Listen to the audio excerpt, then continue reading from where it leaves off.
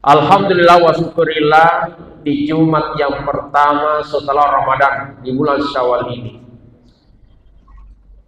Pada lodi metangai alita piyamana kira-kira agana perubahan setelah kita meninggalkan Ramadan.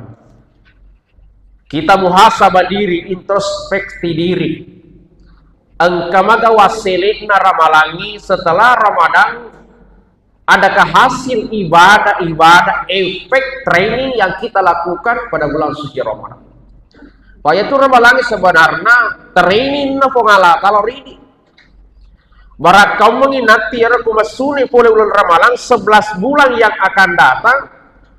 Yang tadinya mododo mau pesampajata mungkin Jumata bawa TV Go, tapi setelah Ramadan bulan hijau ketoni masuk pajam magharibi.